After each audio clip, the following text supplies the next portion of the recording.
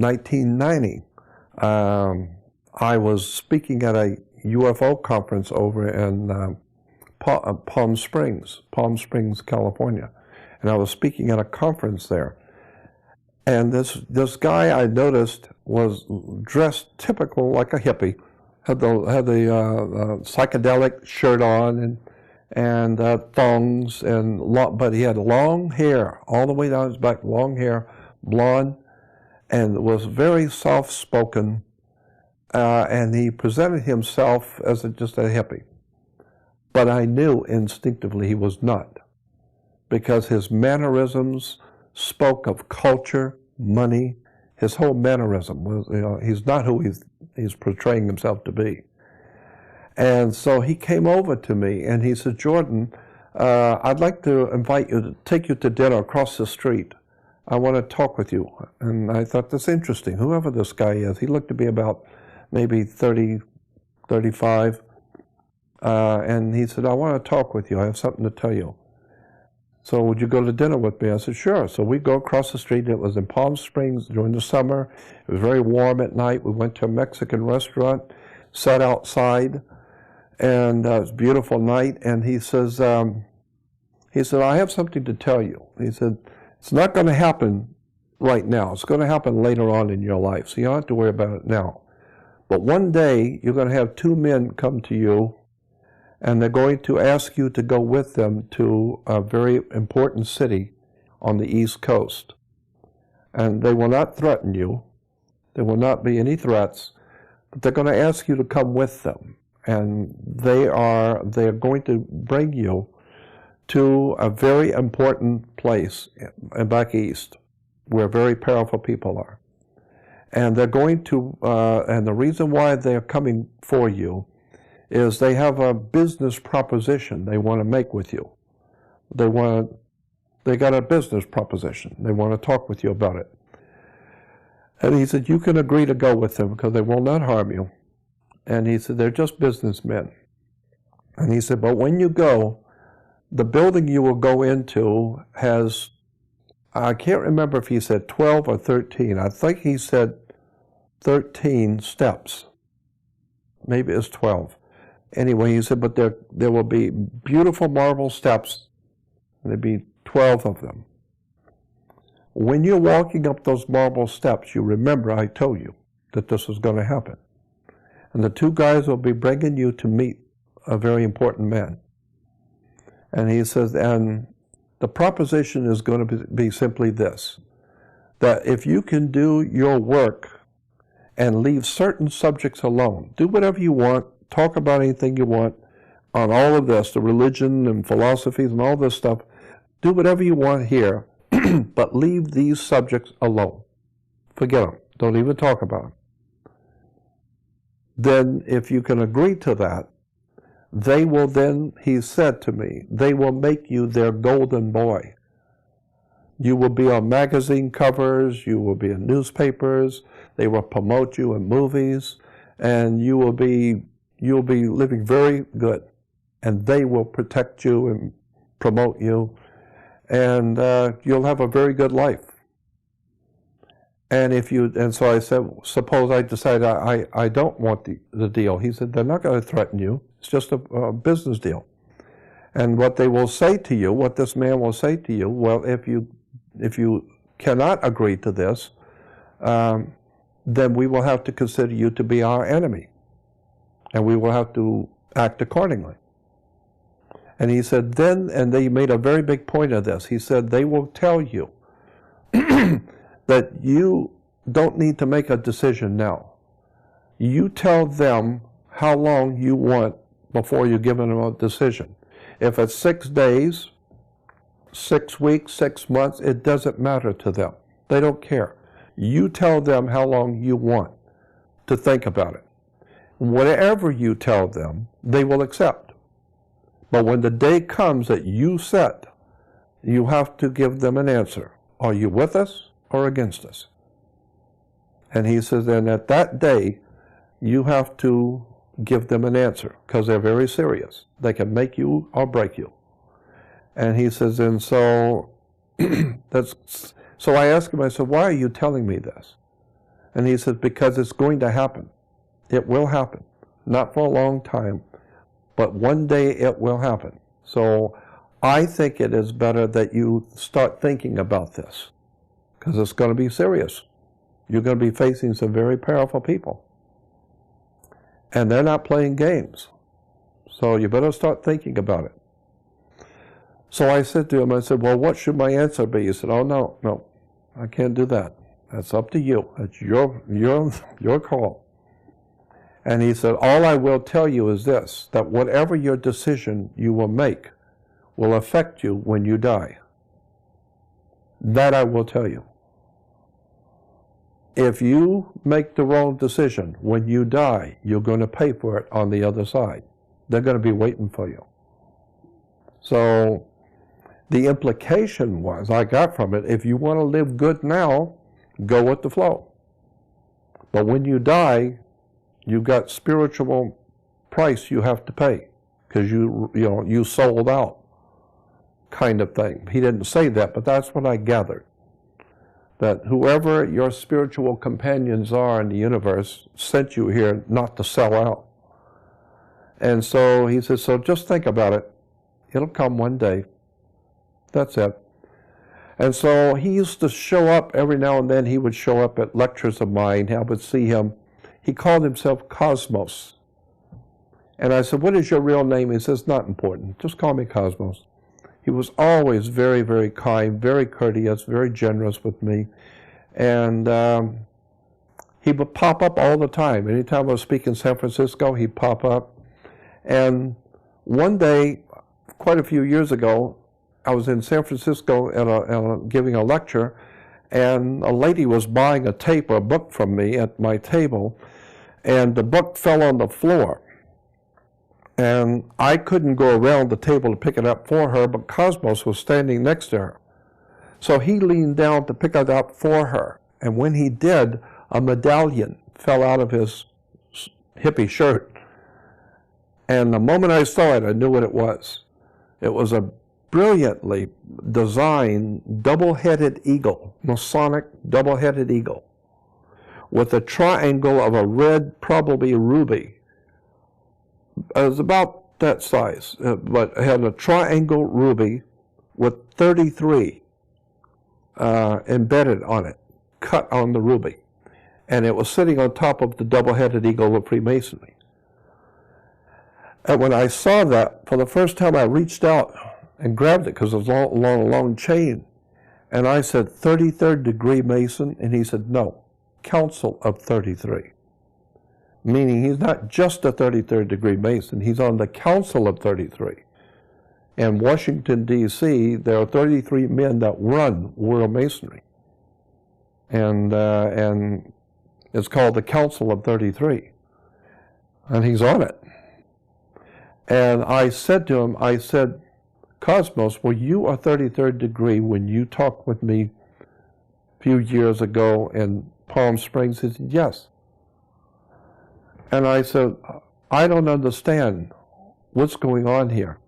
And he said to me, Jordan, you go all around the world talking about political leaders, talking about the Queen of England, you badmouth the Pope, you badmouth people, you jumping on everybody and doing what you're doing. Has anyone ever harmed you? I said, no. Has anybody tried to arrest you or to frighten you or do anything to you? I said, no. And he said, have you ever wondered why? And I said, I've never thought about it. He said, no one has harmed you because of us. We are protecting you. We follow you everywhere you go. We know what you're doing. And we're protecting you. The Council of 33 is protecting you. And I said, I really don't understand this. And he said, you don't need to. All you need to know is that we are protecting you. We know exactly who you are and what you're doing and where you go, and no one's going to harm you. That is a task we've been given to protect you. I thought, wow.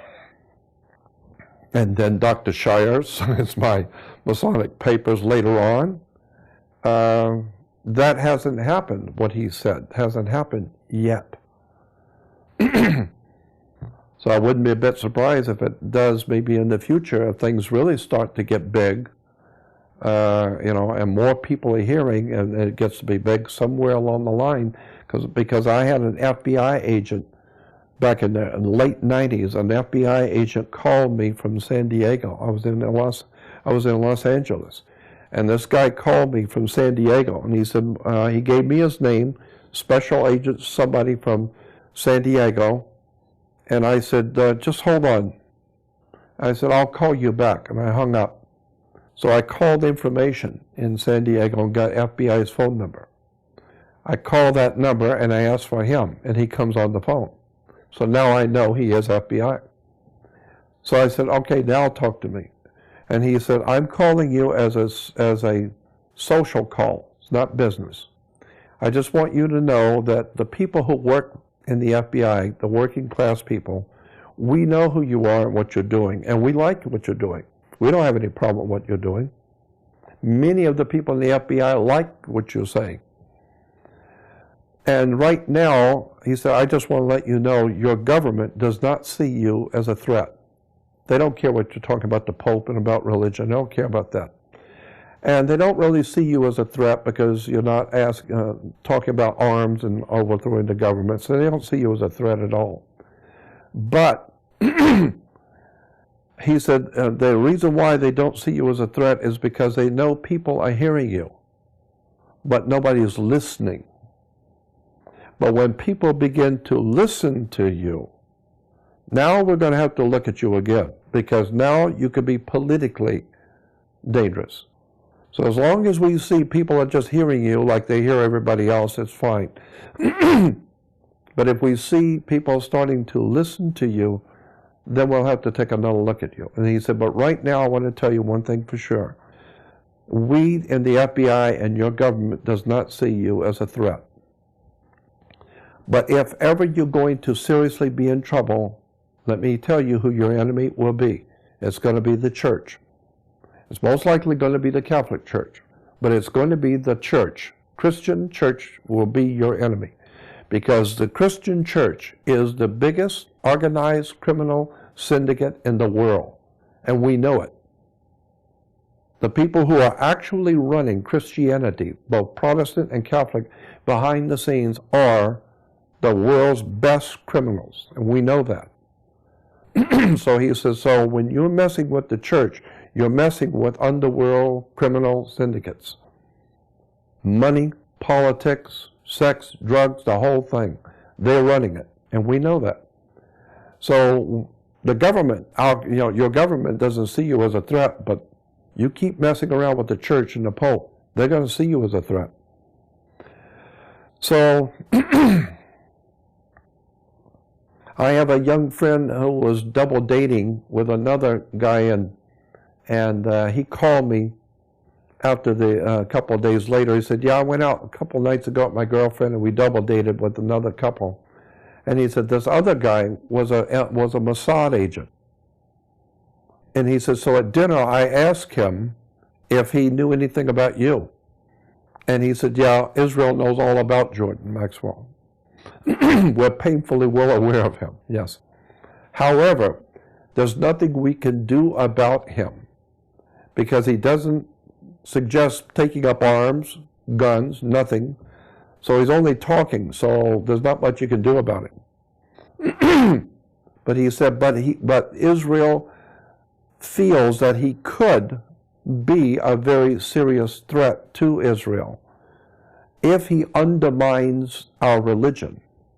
If he undermines the Jewish religion, that will reflect on Israel politically in the Middle East, and that would be very dangerous. So we're watching him. But there's not much we can do about him right now, because he's not suggesting overthrow of governments or anything. So I just think those little incidents are interesting. I was speaking at a conference in Pasadena, mid-90s. And there was like 600 people in the audience. It was a very big conference at a big hotel in Pasadena. And I was a keynote speaker on Saturday morning. I spoke for 2 hours. And about a week before the conference, Norio Hayakawa, who Bill probably knows, Norio Hayakawa, and Gary Schultz were putting it on, and the name of it was called Need to Know Seminar. And Norio and Hayakawa and Gary Schultz put on the best shows. I mean, it was sensational. It was really a really interesting event. They had great speakers, and it was a great event. But Norio and Gary called me about a week before the event and said, we're going to go over to the hotel just to look around. You want to go with us? I said, yeah, sure. So we go over to the hotel, and so Norio says to me, he says, well, what kind of a presentation are you going to do, and what do you need? Do you need a chalkboard or a slide projector or what? And I said, no, I'm not going to do any of that. I said, just give me a table. I want a long table so I can lay all the paperwork out. And I want to be like a teacher, just the chair at the table on the stage. And I just want to talk to the audience. And so Norio said, well, I'll tell you what we'll do. We'll put a camera behind you, a video camera behind you. We'll have a guy on a bar stool sit behind you, and right here, so that when you pick up a document, they can zoom in on it and everyone can see it in the ballroom, because it'd be closed circuit television. So it worked out good. I did 2 hours that morning, had a great time, and it worked perfect. And so the guy was sitting right behind me with the camera right here. And afterwards, toward the end of the evening, when we were getting ready to leave, the cameraman said, Jordan, would my wife and I would like to have you come over and have dinner with us tonight. We live right here in Pasadena. I said, sure. And so he and I are sitting in the front room. His wife's in the kitchen fixing dinner. And we're just sitting and talking about stuff. And after a little while, she comes out from the kitchen and says to him, she said, have you told him yet? And he said, no, I didn't tell him yet. I wasn't going to tell him till after dinner. And I said, tell me what? And he said, well, I might as well tell you now. He said, I've told this story to so many people. My wife has heard it so many times, but now I'll tell you. He said, when I was like 15 years old, I was back east on the East Coast, and he said I was thumbing my way north to go stay with my cousin for the summer vacation. And I was out the road thumbing my way, and he said an old man in a pickup truck, and he was very old, and he said that pickup truck was as old as he was, and it smelled terrible because he had been smoking cigarettes, cigars, pipes, anything that would burn he had been smoking. And he said it was an old man, a dirty pickup truck, and it smelled terrible. And he said, but the moment I got in the truck, that old man started telling me every single thing about my life. He knew all about my life, my mother's life, my father. He knew there was nothing about my life and my family he did not know, and he was right exactly on. He told me about my girlfriend, about my dad's business, about my mother, and who she was before she got married. He said there was nothing he didn't know. And he said, I was just amazed listening to this old man. And he says, then when he let me out, he said everything he told him, he said, when he let me out, he said, everything I have been telling you was to get your attention and entertain you. Now I'm going to tell you something important. After you're 50 years old, you're going to be on the west coast of this country, after 50. And one morning, you're going to be on a stage with a man sitting at a table with a bunch of papers, and he's going to be speaking to a very large audience. And you're going to be sitting behind him with a camera, but that camera doesn't exist now, but it will then. And you're going to have a special kind of camera. And that camera will allow him you will have the camera right on his shoulder. And when he picks the paper up, that camera will allow people in the audience to see what he's talking about. But that kind of camera doesn't exist now, but it will then. And when you find yourself on the stage with that man sitting at the table talking to the audience, You tell him, I put him there. He's not there by chance. I put him there. So that he doesn't think it was his idea. You tell him that I told you that you would be behind him with the camera and he's going to be sitting at a table with papers, and that I put him there so that he will know nothing he does is by chance. I put him there. He does what I tell him to do. And he said, so I've told everybody, I've heard this story for years, people I've told. And he said, but it wasn't until this morning when I'm sitting there on the damn stage with you and the camera. And he said, and I was so busy getting things set up, I wasn't thinking about it until you started talking and it hit me. And he said, I looked in the audience at my wife and she nodded her head. Yep, this is him. And she said, and he said, I was shocked. I just turned 50 years old. I'm sitting on the stage with a camera behind you.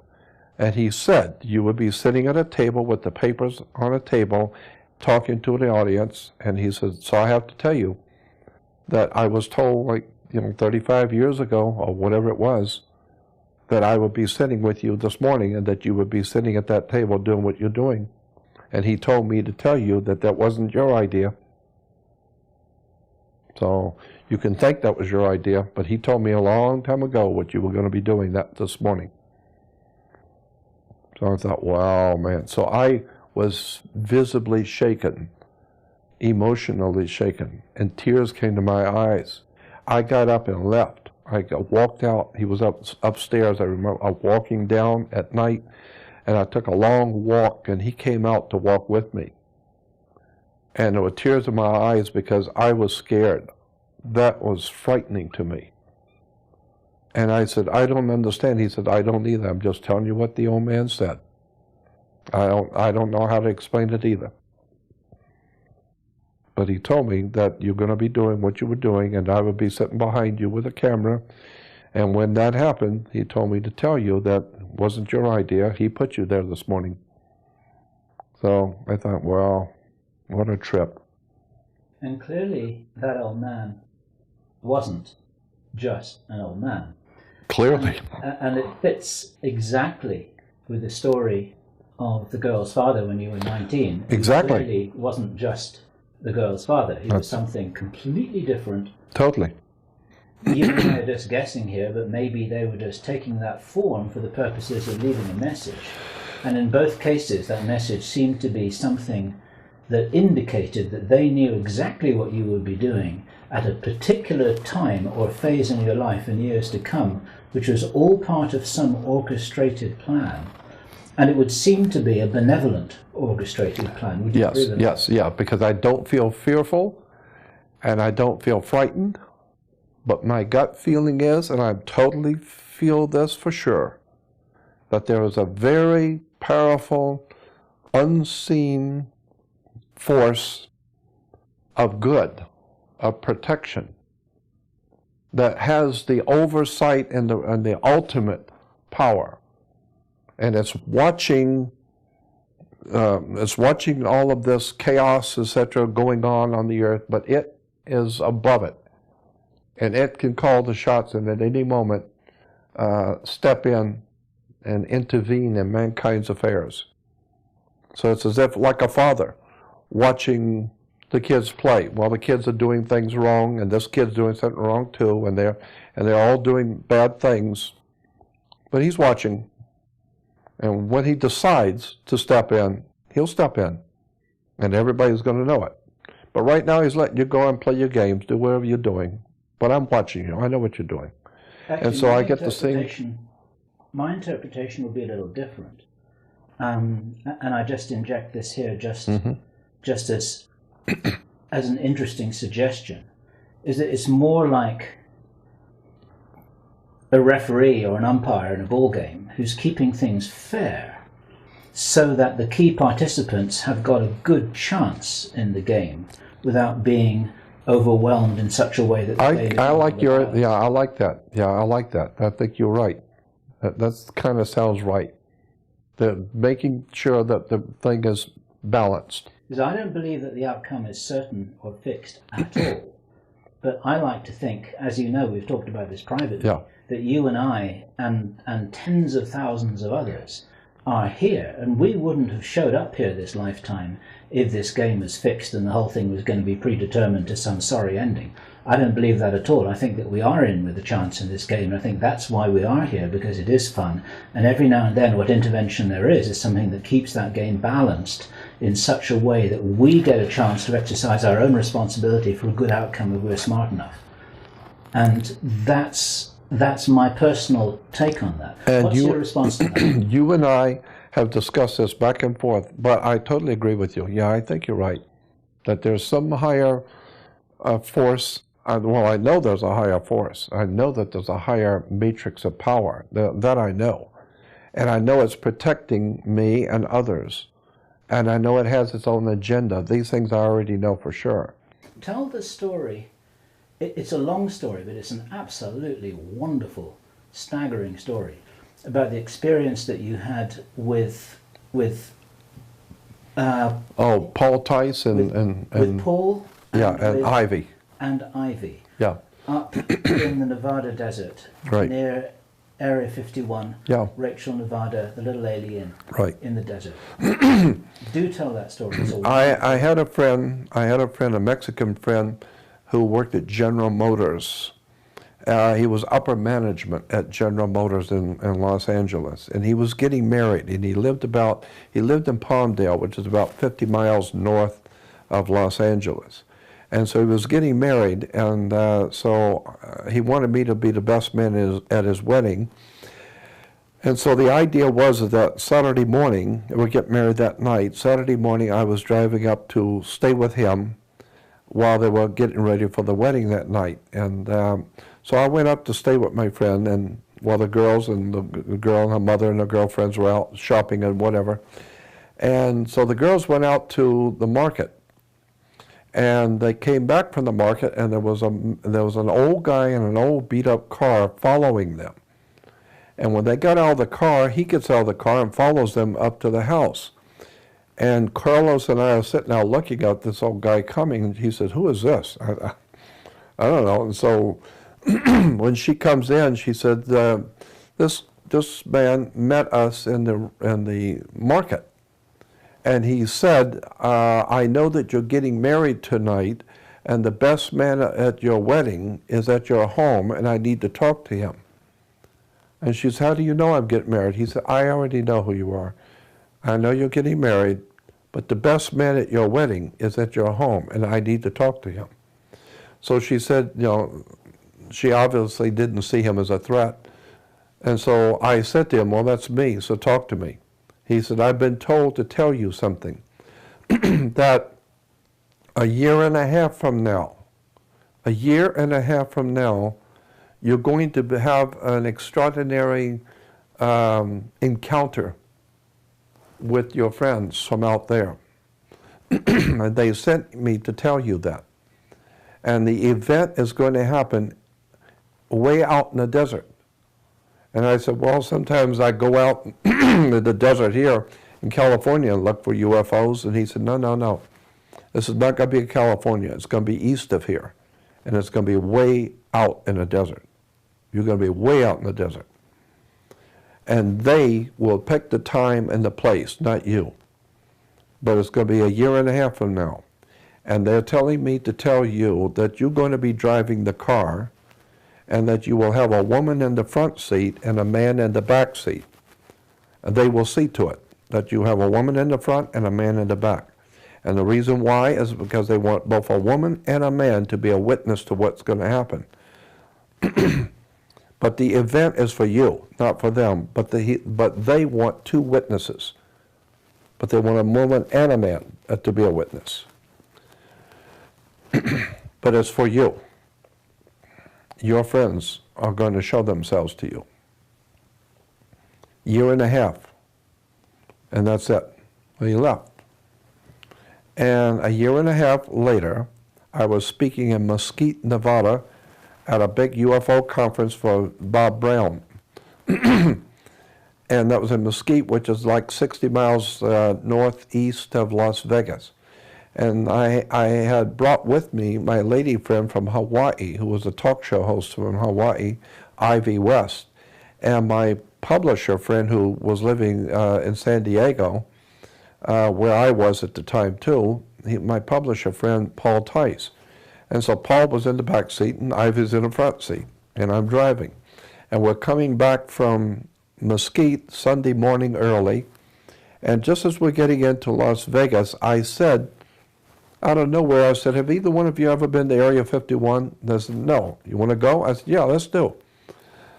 Well, I had been given an invitation to go to the Little Alien by Joe and Pat Travis, who owned the Little Alien, because they used to hear me on my show. I used to do a radio show, a late night talk show in Las Vegas.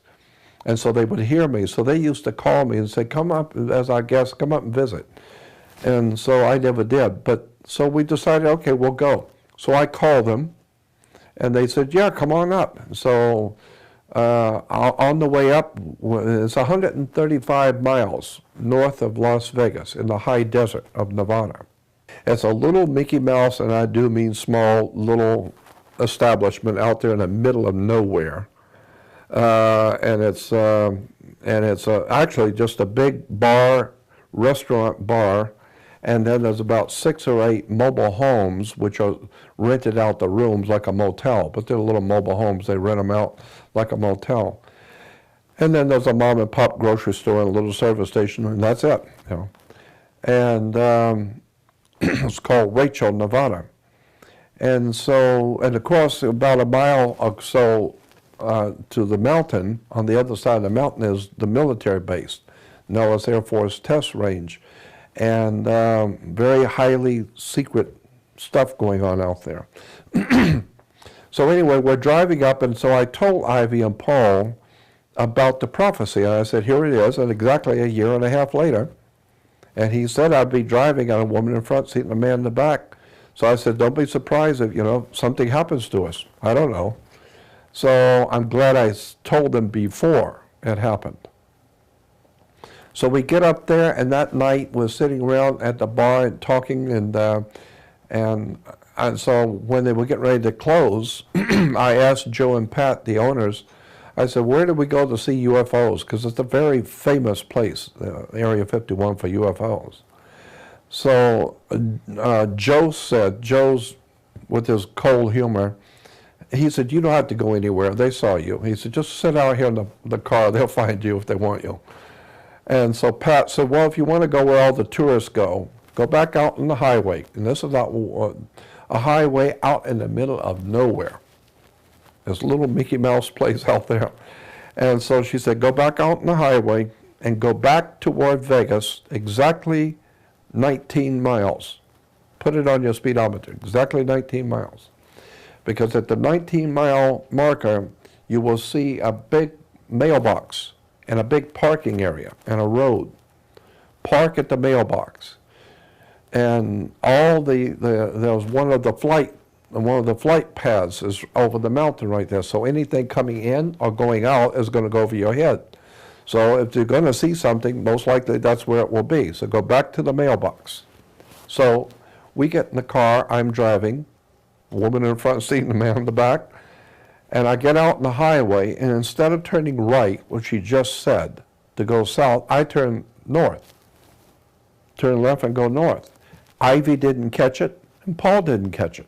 We're just talking, and we didn't realize we're going the wrong way. So we slowed down. Now it was like 11:30, 12 o'clock when we left. When we got out to the 19-mile, we were slowing down, and then Ivy says, wait a minute, we're going north.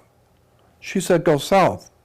So I said, all right, well, why don't we just turn around and go back? We got the room for the night, and we'll go back out tomorrow night and do it right. So she said, okay, so we'll stop.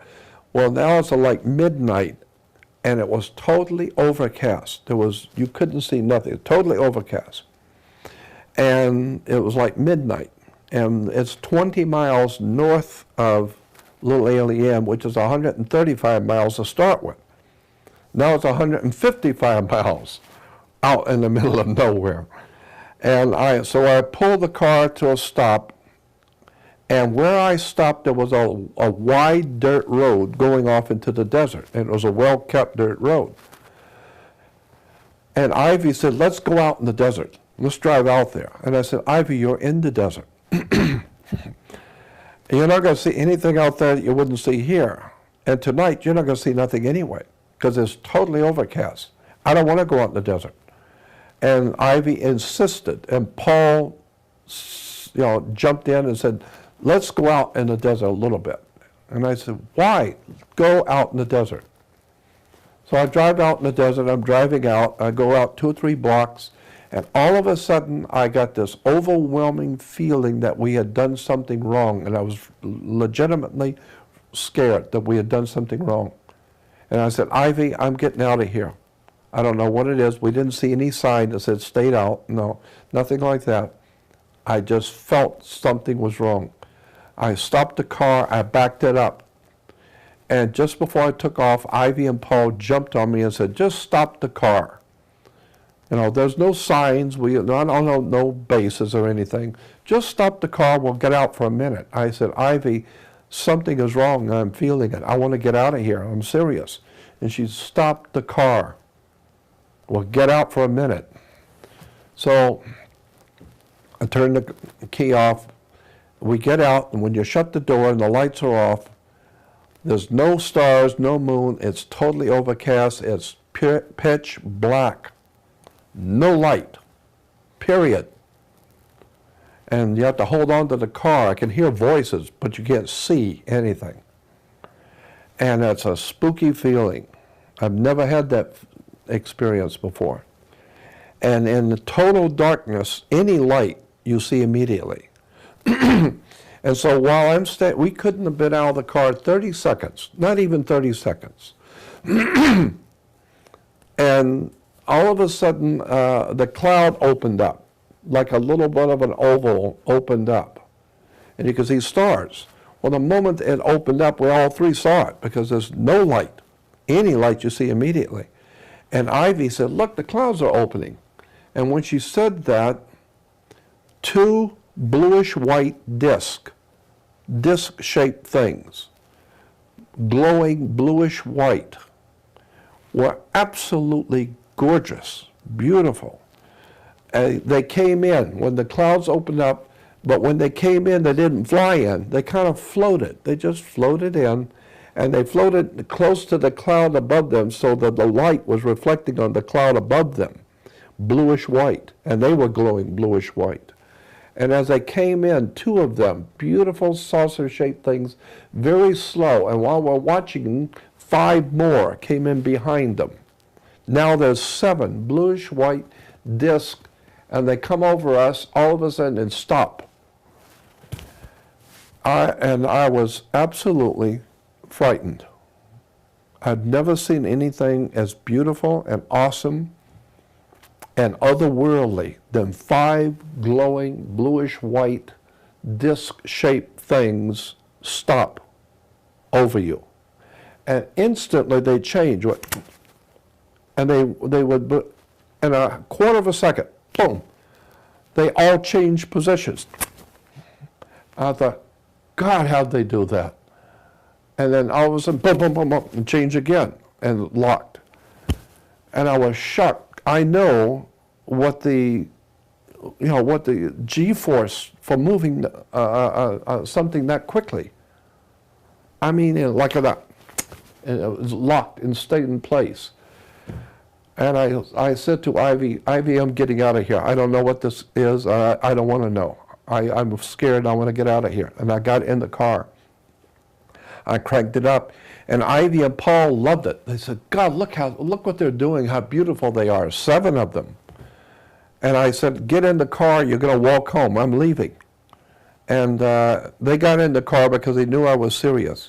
They rolled the window down and looked out as I flipped on the lights and took off. And when I flipped on the lights and took off, Ivy and Paul went totally berserk. Now they're both frightened, and Ivy and Paul are screaming and crying and yelling. Now she's really frightened. Now she's scared. Me, I was already scared. But now I got a woman in the front seat who's going ballistic on me, and I'm already frightened. And I'm screaming at her to shut up. And I'm driving fast. I'm speeding toward the highway, and all I could think of was I don't want to overshoot the highway, and go out on the other side and crash the car. But she's yelling and screaming, and so was Paul. And I stopped the car quickly, and it was very quick, maybe 2 seconds. I just stopped the car and opened up to see what they were screaming about, and those things were right down on us, big. Still bluish white, but very big, moving all around. I was frightened to death, and I got shot to the highway. And as soon as I could see the highway coming up, I knew I was going too fast, so I hit the brake and skidded all the way up to the highway. And as I came out the highway, the car skidded sideways. And the moment we hit the highway, all three of us felt totally safe again. All three of us felt it. We're all right now, on the highway. And the saucers had gone, all seven of them had gone back out into the desert.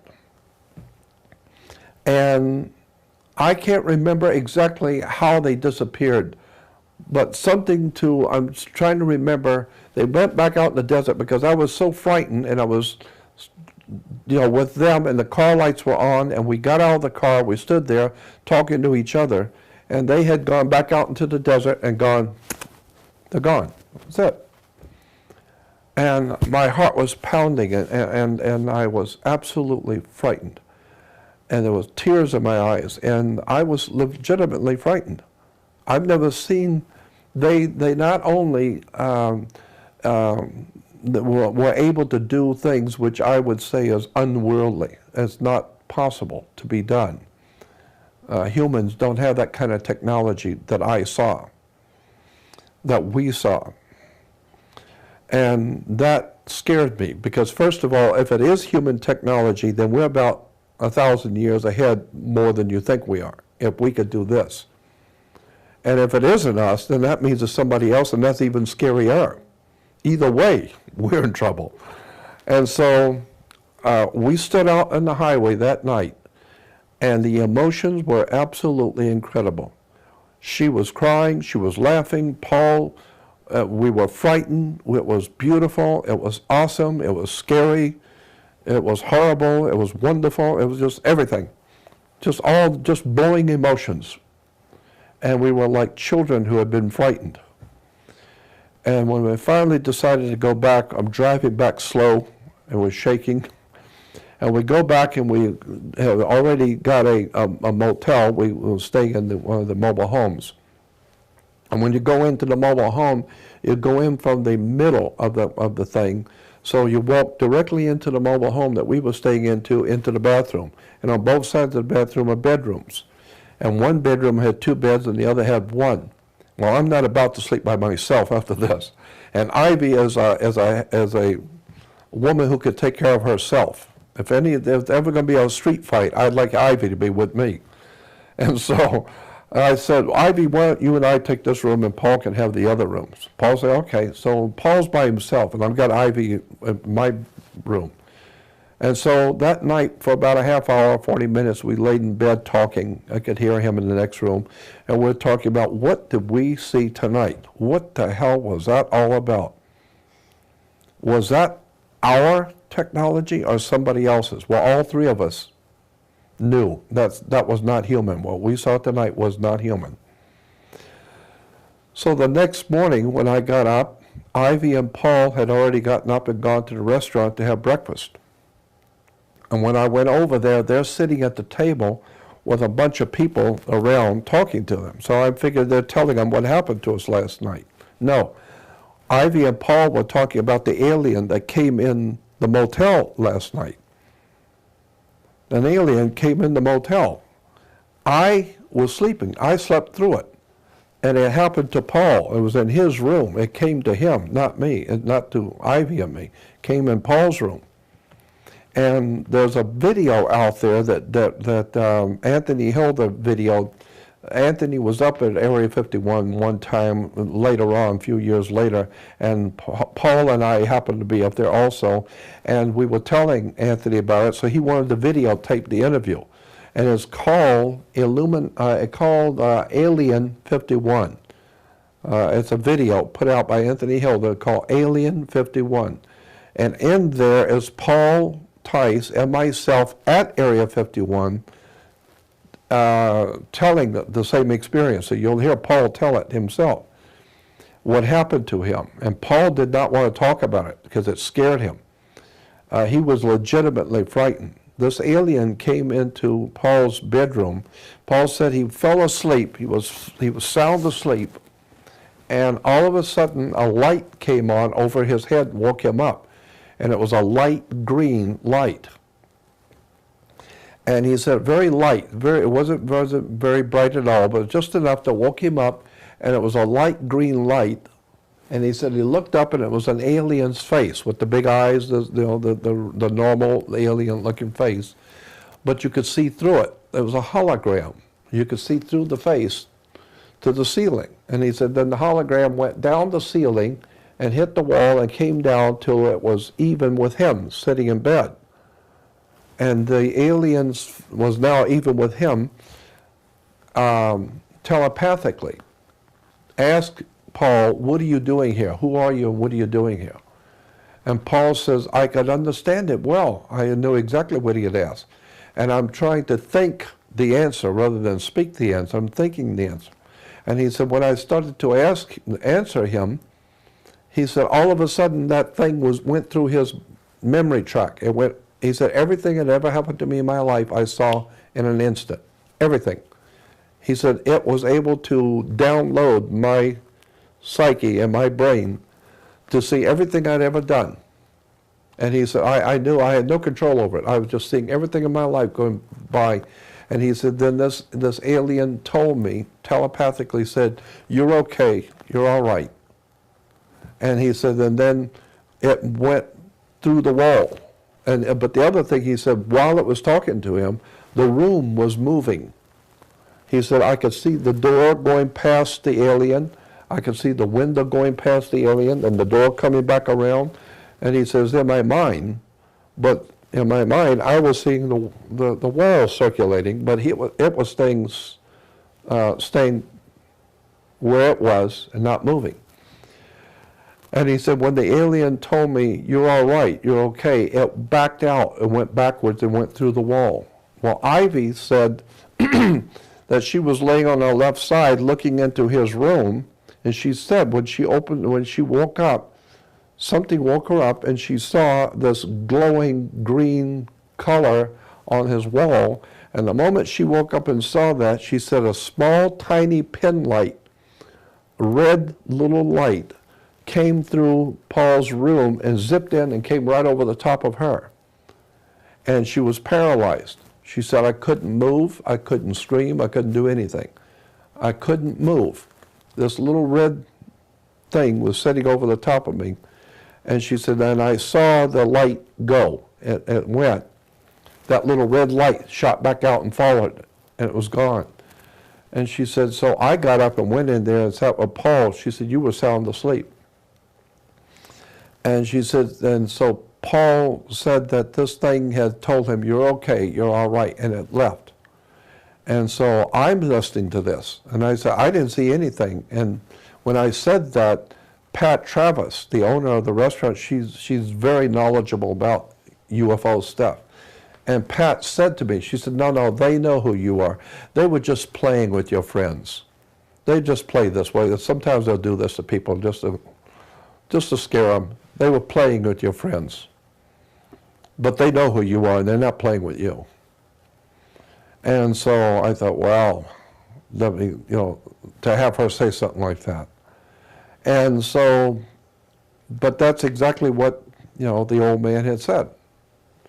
So a couple of days later, we left, and I drove Ivy back to the airport in LA. She went back to Hawaii, and Paul and I were living in San Diego, so we drove back.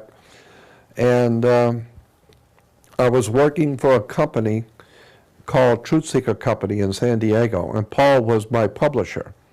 And this all happened on the first week of December of '94. December of '94 is when I had this whole experience out there in the desert with these 7 UFOs and the alien coming into Paul's room. And so the late spring of '95, I was working in San Diego, as I said. I rented a Chrysler convertible, and I told no one where I was going. And I drove back up to Area 51 by myself. I didn't tell Paul, told no one, even the people I'm working with. I just took off and went, and I rented a Chrysler convertible, and I drove up there, and I wanted to go back to where I'd had the experience. For some reason, I just wanted to go back. And so I got there, and that afternoon, about 4 o'clock, I drove out north, 19 miles, found the road, and drove back out on the same road. I wasn't going to stay out there when the sun goes down, or when it gets dark. I did want to go out there after the sun goes down, but when it gets dark, I'm not staying out there. And so I sat on the back of my car with my feet in the back seat, and I talked with them. And I said, look, I know you're here, and I know you can hear me. And I also know that you don't have any, you don't wish to harm me, and I know that. If you did, I wouldn't be here. So I know that you don't want to harm me. I want you to understand that I'm willing to do whatever it is I'm supposed to do with my life. If this is some kind of a spiritual experience I'm having, I want you to know that I'm willing to do whatever I'm supposed to do. But I have 2 favors I wish to ask of you. 2 things I would ask you. 1, don't take me anywhere. I don't want to be abducted. I don't want to go anywhere. Just leave me alone. And 2, don't frighten me in my bedroom. I don't want to wake up and be frightened in my bedroom. I got a bad heart, been through too much. Just leave me alone and don't take me anywhere. Show me what I'm supposed to do. Tell me what I got to do, and I'm happy to do. Don't take me anywhere or frighten me in my bedroom. And I said, thank you, goodbye, and good luck. And I got in my car, turned around, and went back and spent a couple of nights with Joe and Pat. And then I drove back to San Diego, never told anyone. About 3 or 4 weeks later, Paul Tice calls me and says there's a young lady he heard about down on Coronado Island in San Diego. Coronado, little island off the coast, and take a big bridge going over to it. And he said that she's a past life regressionist. And he said, I heard she's really great. Why don't you make an appointment with her and go see if she's that good? And if she is, then I'll go. And I said, no, if you want to see her, why don't you make the appointment? No, he said, you're much closer to her. You're very close. So you go see her. I said, okay. So I made an appointment. Her name was Karen, K-I-R-I-N, Karen. Karen was a beautiful young girl, but mystical about her. And so I drove over, I made the appointment, I go in, and so she has you take the watch off and your ring off and any metal, and I'm laying on a table like a massage table, and she's lighting candles around me and talking to someone. I thought maybe she's talking to somebody in the kitchen or something. She's talking and lighting candles, and I'm just laying there, and after a few minutes of her talking, and it finally occurred to me, there's nobody in the house but her and I. And so I asked her, I said, Karen, who are you talking to? And she said, oh, I'm sorry. She said, I'm talking to your friends who brought you here. And I said, what do you mean brought me here? Brought me to your house? She said, no. Who brought you to the earth? You've been brought here to do something. They brought you, and I'm talking to your friends who brought you here. And I said, well, since you seem to be on good terms with my friends, why don't you ask them, what the hell am I doing here? Who are my friends? And she says, well, she said, you don't know who brought you here? And I said, no, why would I be asking you? I don't even know what you're talking about. She said, well, they're saying they're Pleiadians. I don't know, but that's what they're telling me. And they're saying that you're from the Pleiades, and they have brought you here to do something, that they have something for you to do. And I said, wow. So I said, well, while you're talking to him, ask him, what is it I'm supposed to be doing here? And she said, they're telling me to tell you, first of all, that you don't, because she's a past life regressionist. She said, they're telling me to tell you, you don't need a past life regression. You need to get this life straight. Don't worry about your past ones. Get this one right. And then she said, and they're telling me that you are brought here to be a channel. They're going to channel messages through you, but not for a long time yet, not now. But ultimately, that's what they're going to do, is they're going to use you as a channel. And they're going to put you into a position where you will be heard by important people. And when that time comes, they will speak through you.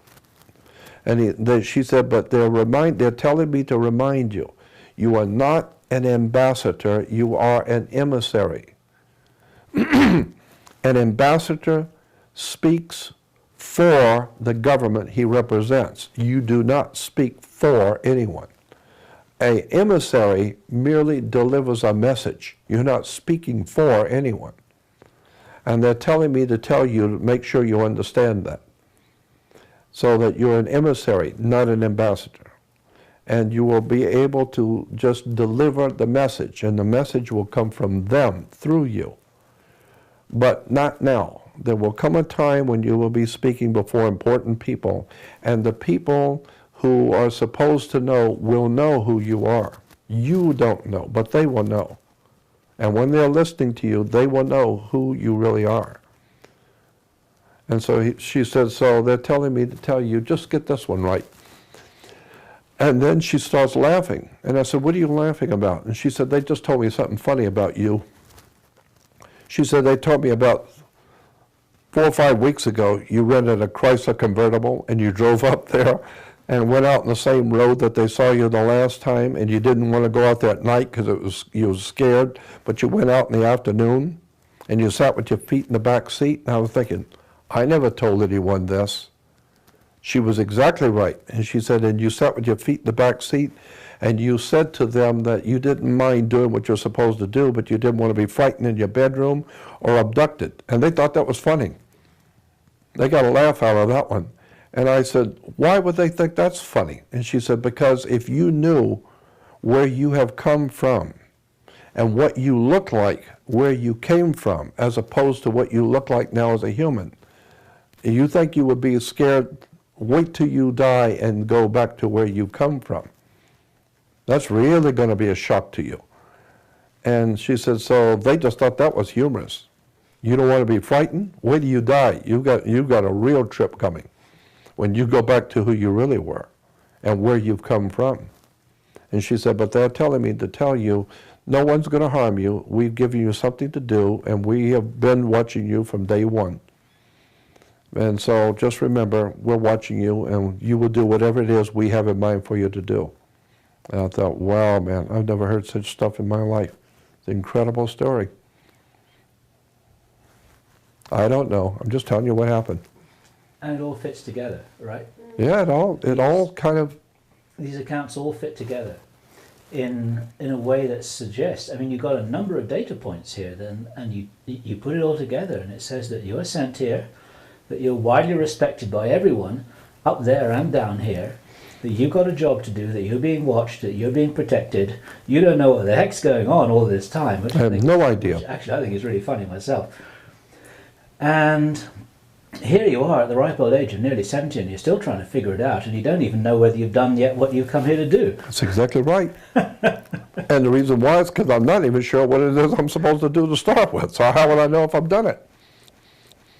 I've always known that I have always had this other world connection.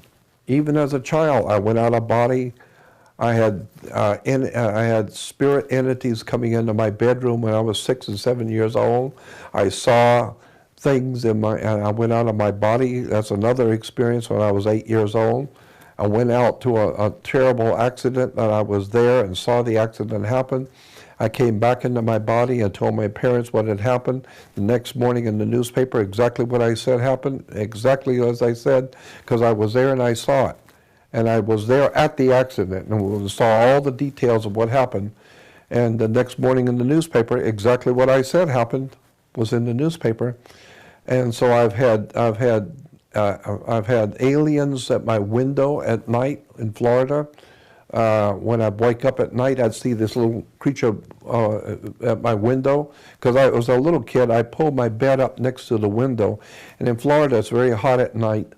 And so I pull my bed right up next to the window, I have a screen. And because I would like to lay in bed at night, look at the stars, and talk to the spirits.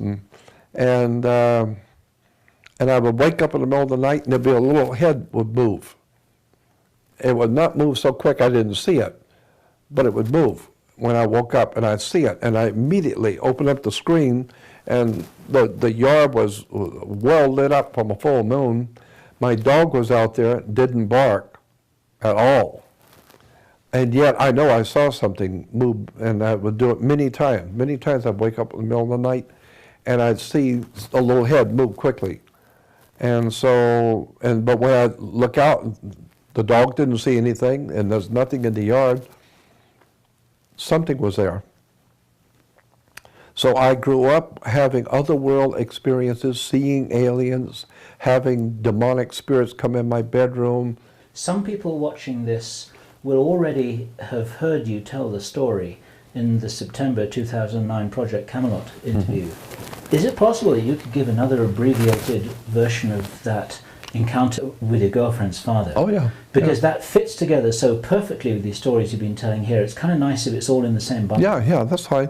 In 1959, I was 19 years old, born in 1940. So 59 I was 19, and I ended up in Los Angeles. I had to go to Los Angeles for some reason.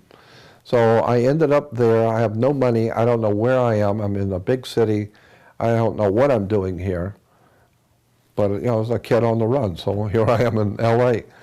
And one morning in North Hollywood, I went in a restaurant in North Hollywood, 1959, and there was the place was full, so there's no room anywhere, except for one seat at the counter. So I took the seat at the counter, and there was a girl sitting next to me.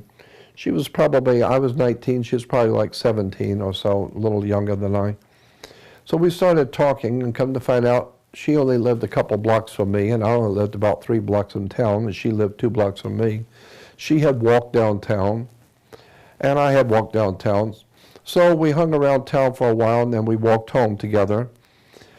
And then we started meeting on the Saturdays and Sundays. I'd meet her downtown, and we just hang out together. And then when we walk home, she lived 2 blocks further than me. So I never walked home with her, but she knew where I lived.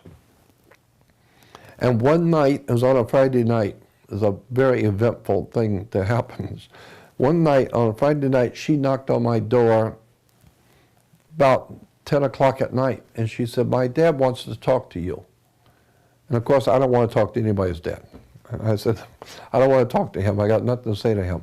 And she said, "My father is a very important and interesting man. He's got something to tell you. You need to come with me." So I said, "Okay." So I went, and as I was walking with her up to the house, he happened by chance to be coming out of the house. And the moment I saw him, the hair raised up on the back of my neck because of the feeling, the involuntary feeling I got was so overwhelming. And I was shocked at the feeling I got from him. With an immediacy, I knew there's something strange about this man. I'm feeling it already. But I love it. It's not fearful. It's a trip. I don't know who this guy is, but I can't get enough of this feeling. And so he made come on in, and the thing I noticed about him immediately is I've never seen anyone more in control of themselves than him. He knew precisely what he was doing, the way he moved, his mannerisms, his whole demeanor was very strange. So come on in. And I thought, well, I don't know who this is, but I'm feeling something here. So I went in, and we're sitting on the sofa. I'm sitting on one end, he's sitting on the other end of the sofa. My girlfriend is sitting on the floor with her younger sister, about 10 years old. They're sitting on the floor. The mother is in the kitchen or somewhere in the back room, and he's just talking, just small talk, asking me, how do you like your job and how do you like living in California? And my daughter says that you have been very kind to her, and I want to thank you for treating my daughter with respect. And we were talking back and forth, just little stuff. And I was beginning to feel a little bit better about him. He's talking normal human things. So I'm feeling a little bit better, a little bit more at ease. And he knew that. And then he said to me, he said, remember back when you were 8 years old and back in Florida and your dad built a new back porch? Remember the back porch was falling apart and your dad's brother, they built a new back porch at the house? And your dad used green lumber. It smelled funny because it was green lumber. And you remember that when your dad built that back porch? And it shocked me. And I didn't want to show tears in front of my girlfriend, but it was shocking. And I said, yes. And he said, well, did that happen? I said, yes, it did. And he says, and remember one night you were in bed. And you got out of bed and you went out the back porch, remember? And the moon was really bright. And remember how you picked the wood with your finger? You were peeling the wood because it smelled funny at night, the green lumber. And you picked it and were smelling the wood. You remember doing that? And again, I was even more frightened. And I said, yes. And he said, well, did you do that or didn't you? I said, yes, I did. And he said, and what else did you do? You talked to God, didn't you? I said, yes. And he said, what did you say to God? Remember, you looked up in the moon and you talked to God. And I was just looking at him. I was scared. And he said, what did you do? You said to God that you would like to do something important with your life. Isn't that what you said? And I said, yeah, that's what I said. He said, well, that's why you're here. We brought you here to let you do something important with your life. After all, you asked. And so we've decided to give you something important to do. And I said, I don't understand. He says, not important. But you did say that, didn't you? Yes. How would I know that? He said, how did I know all of that? And I said, I don't know how you know that. And he said, I know that because we were there. When you were talking to God, we were there. So you wanted an opportunity to do something, so we're going to give you an opportunity to do something. And I said, who is we? Who are you talking about? He said, that's not important right now. You'll learn later. And he said, but we also, he said, you're very interested in UFOs and aliens and spooky stuff like that, aren't you? And I said, yeah, I'm very interested. And he said, yeah, I know. We know that. And he said, would you like to see some UFOs tonight? And I said, yes, I'd like to. He said, well, I can do that for you. Come on, I'll show you. So I got up with him, and the two girls got up. And the two girls, myself and the father, the four of us go out in the front lawn, probably about midnight, 1959, and he looks up in the sky and he starts inaudibly talking. You know, he's moving his mouth, he's talking, but you can't hear him. And then he turns to me and he said, they said they'll be here in a couple of minutes. They'll be coming from over here, southeast. They'll be coming here in a couple of minutes. And I said, who? And he said, you'll see. You wanted to see UFOs, right? Yes. Well, just wait, they'll be here. And so I look at my girlfriend and she's looking at me, and the look on her face was, she was saying to me, yeah, I told you my father was an interesting and important man. I told you. And I was looking at her trying to imagine, is this a trick or but how would he know the things about me that he knew? And who is this man that I'm fascinated with? And sure enough, a couple of minutes later, 3 UFOs, disc-shaped things about the size of the full moon in the sky. That's how big they were, not a little light, full moon size. 3 of them come out over in a triangle formation and stop right over the top of me, right over the top of us. And I'm looking up at this, and the bottoms, they were all 3 identical, making no sound. And they were all 3 circulating like a pie with 6 or 8 slices, and each slice is a different color. But they were vibrant colors, like laser colors, very vibrant, oranges, pinks, and greens. And they were circulating, but not so fast as to blend the colors. And 3 of them. And I'm standing there looking at them thinking, my God, this is beautiful. And it's such an eerie feeling. It's quiet at night. It's late. I'm standing out here with a man that's blowing my mind, and I'm looking at 3 UFOs. And then he looks up and starts inaudibly talking to them again. And he said, they said that they're leaving now. They're going now. And so they did. They started moving. They went north very slow, until they were out of sight. And I said, what was that? And he said, that's us. And he said, why are you in California? Why did you come here? And I said, I don't know. I have no idea. He said, that's right. We brought you here. You said you wanted to do something for God, didn't you? Yes. Well, then we have brought you here so you can do something for God. And I said, what? Oh, I don't understand what you're talking about. He says, we have something for you to do.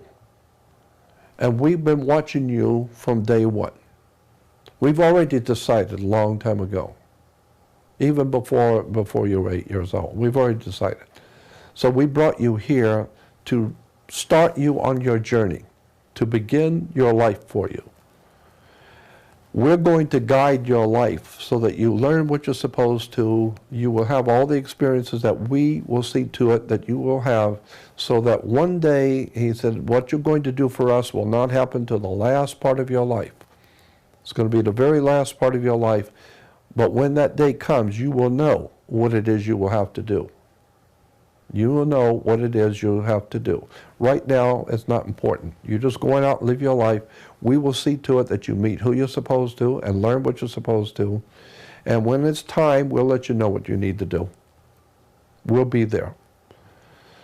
And so I used to go over to his house. That night, he said, to start you on your journey tonight, I'm going to start you on your new journey, where you're going in your life.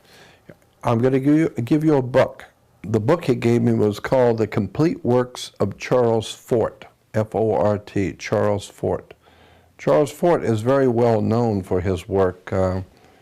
He actually wrote 3 books, probably a lot more, but the 3 most important books were put into one big volume now, and so you can get it as a very thick volume called The Complete Works of Charles Fort. And what made his book so interesting, and why the Father gave it to me, is that Charles Fort has documented a thick book on all the strangest things which have happened in the world, which were documented and which have no explanation at all.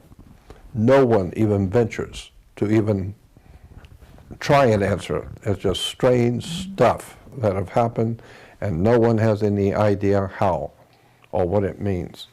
And he documents it. But what makes his book so interesting is that he documents everything with every paragraph.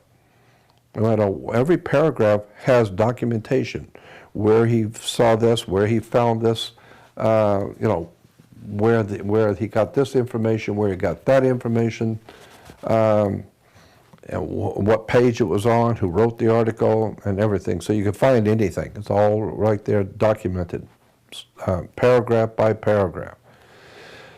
And the kind of things he found were just so extraordinary, mind-blowing stuff. It's all there. The world is filled with strange things that have happened that nobody has any explanation for. And when he gave me that book, I know he gave it to me because it opened up my mind to the occult world. Occult simply means hidden. And so that book opened my mind at 19 years old because I had already been well involved in the other world knowledge and strange stuff in my childhood. But for the first time, I had it documented, strange stuff that nobody understands how it happened, and it's all documented in one book. And that I believe he gave me that book to get me started in realizing that the world is far stranger than you imagine. Far, far stranger. I like that one quote of the astronomer, I think it was, who said the universe is not stranger than you imagine. The universe is stranger than you can imagine. That was the great British astronomer and physicist Sir Arthur Eddington. Incredible quote. That's exactly right. And when you read Charles Fort's book, you think, wow, this stuff actually happened, you know, and it just defies your imagination as to what all of these incidents. And so to get me interested, he said, let me give you an idea about what's in the book. And it was a big, thick book, and he just opened it up, just nonchalantly opened it up to a page. I now know that it was not nonchalant. He knew exactly what he was doing. He knew exactly how to get my attention. It's otherworldly how he knew my psyche and my spirit to get my attention. And he says, let me read you something. And the first thing he read me was about a city, a little town, a small town in California, mid-California, back in the 1860s, I think, 1870s. And it's happened to that little town 2 or 3 times in that same town on a clear day, and a sunny, clear day with no clouds in the sky, enormous boulders, tons and tons of boulders would fall out of the sky on a clear day. And they had newspaper people there reporting it. The townspeople saw it. But the thing that made it interesting is that the boulders were like, you know, some of them 2 and 3 tons apiece, falling out of a clear blue sky. But they didn't fall at the normal rate of speed. It took all day for them to come down, all day long. They come down slow. And when they hit the ground, they would bury themselves in the ground where they normally would at normal speed, and the dirt would fly up very slow, all in slow motion. And the whole thing was, you could sit and watch it all day long. It was all in slow motion.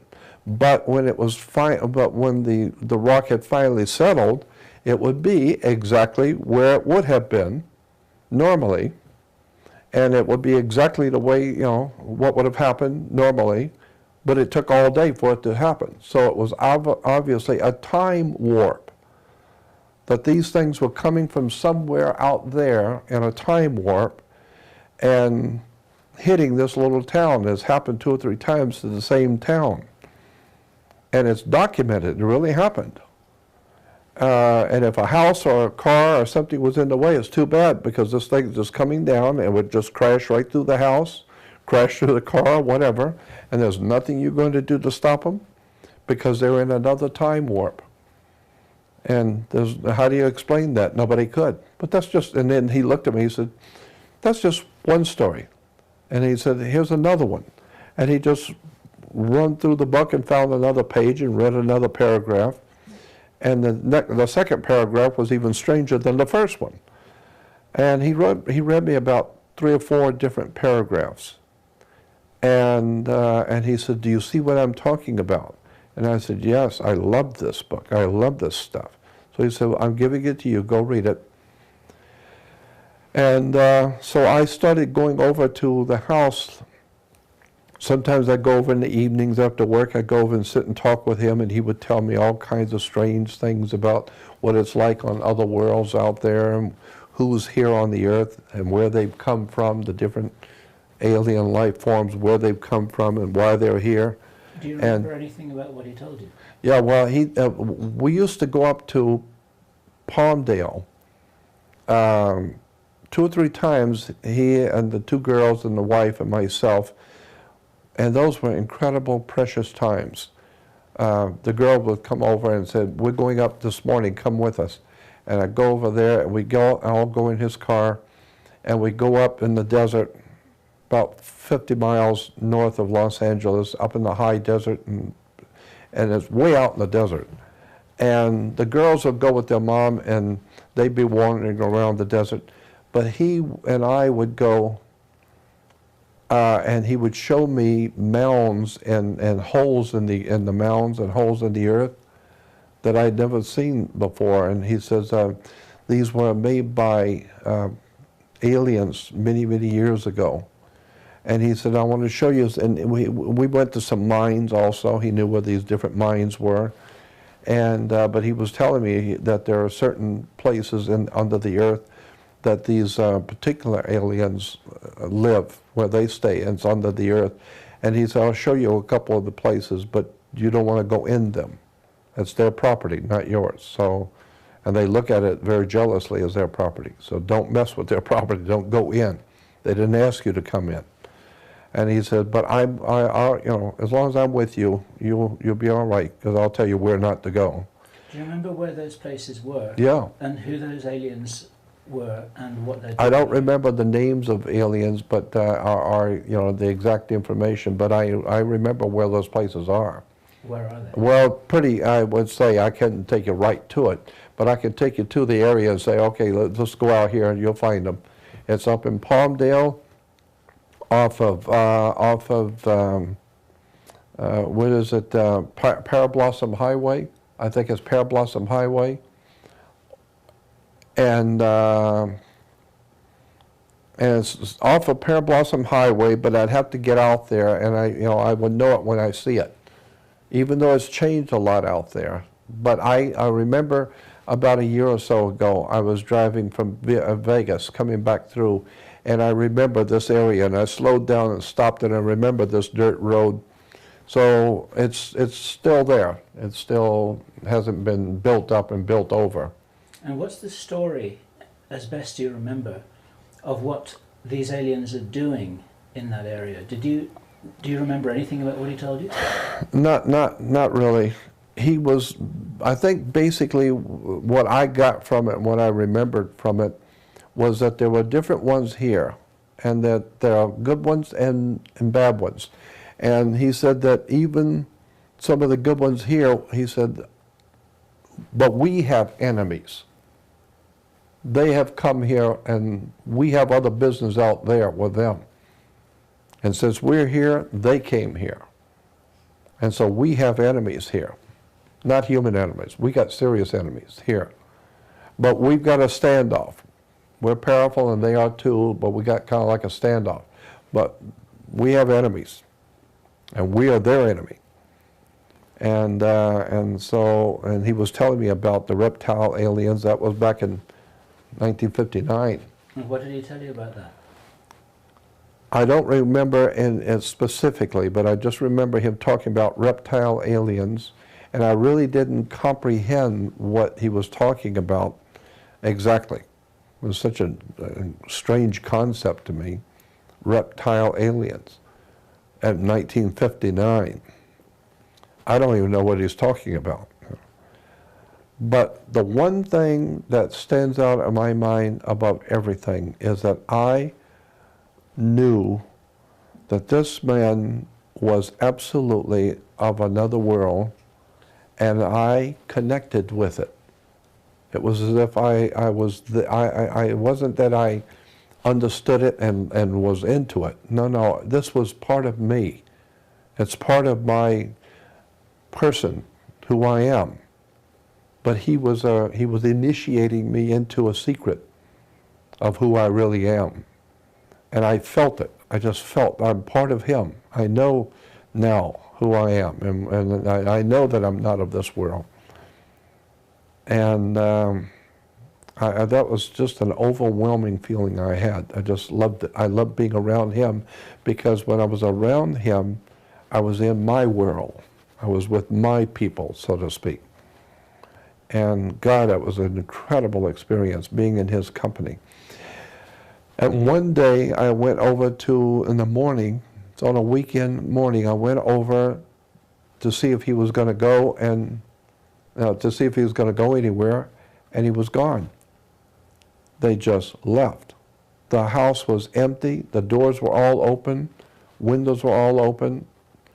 They were just gone, never to see them again. And she didn't come and tell me she was leaving. Only 2 blocks. She could have told me she was going. And it was like my family. They left me. They're gone. And I walked home so dejected. I couldn't believe my family, this wonderful association, this wonderful man that I know, and this family, and they're all gone, and no one said anything to me. And I often wondered, whatever happened to, why did they leave and never told me? But now I look back on those years, and my gut feeling is, he did what he was supposed to do. He did what he was supposed to do, get me started. Other people will come into my life who is a part of his group, and they will continue to move me along. The old man in the truck, and he was the next, he was connected to, and all these different people I've met and all these strange things, they were part of the same group who were just kind of around me, and every time I need a little encouragement, they'll pop in at the right moment and give you another mind-blowing experience, and then they'll move on again. So it's like they're moving you through life, but watching you. Some people watching this video now may have already seen my interview with Freedom Central in November 2009, and I don't want to steal your thunder here by jumping in with my story, but just as a very brief summary, in that interview I told how back in 1984, 1985, which was when I was 31, 32 years old, I had a girlfriend who I began to realize after a number of years wasn't an ordinary human being. And she left me out of the blue. And what triggered this little story here was your going to their house and being devastated when you discovered that they'd gone. And I was devastated when my girlfriend left me. And she told me, she said, and this is not usually how people end a relationship, she said, "My purpose in your life is complete," she told me. I had no way of handling that. I had absolutely no way of handling that at all. I was devastated for quite a long time. Now, of course, I understand it much more clearly in exactly the way that you've presented it, which was that there was a coaching and a mentoring and a guiding going on. I needed that catalyst, that catalytic experience. That's right. At that stage in my life, in order, no, let me start that sentence again, without which I might not be doing what I'm doing at the moment. And it's Precisely right. It's the same with you. Exactly. And probably like you, I've heard these stories from many people all over the world, and while none of them are identical, many of them have the same theme. Mm-hmm. I assume that you get people writing to you about this stuff as well. Absolutely. Sure have. So that's why I know that I have a connection with him and with something greater that's out there. That I know. That's what has led me all of my life, in spite of everything that has happened to me and all the setbacks and all the tragedies and all the horror stories that's happened to me. I have always known that there is something out there, and it's watching you, and you are just merely a part of something otherworldly that's going on. There's something else going on here on the earth, and it's not of this world. And whatever it is, it could be aliens, it's probably alien life forms, but somebody else is in charge. That's why I have said, and we've talked about this before, I don't mind